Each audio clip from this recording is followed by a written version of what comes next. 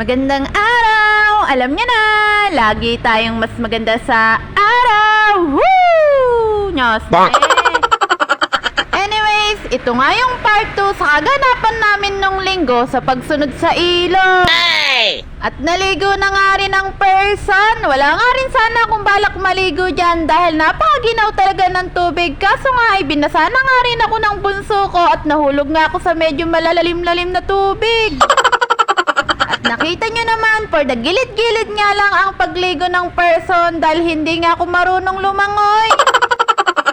Daig na talaga ako ng mga anak ko sa lango yan. Ikaw ba naman ang batang ilog kung hindi ka pa matutong lumangoy?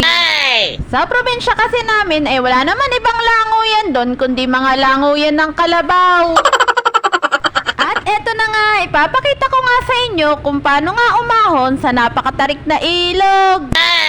Nakasalubong nga namin ang isang tropa na pabalik nga sa ilog. May bitbit nga ito, pinabili nga ito ng mga kabataan na nagkakasayahan sa bandang itaas. For the hingal na nga rin ang person dyan habang umaahon. Ay, lalo na nga yung taga-video ko, hingal kabayo na rin. Para ka na nga rin nag-mountain climbing dito sa sobrang tarik at gamit na gamit talaga ang mga binti mo. Kaya sinasabi ko sa inyo, bawal dito ang mahina-hina ang tuhod sa sobrang tarik.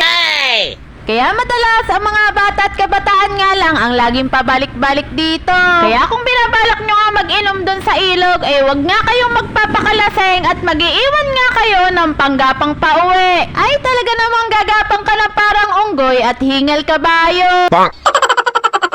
At sa wakas, malapit na nga rin kaming makarating sa itaas at kasunod na nga rin namin dyan yung mga batang ilog. At eto na nga ang liwanag at tirik ng araw na sasalubong sa'yo kapag nakarating ka na nga sa itaas. O diba, napakadali lang bumaba at umahon.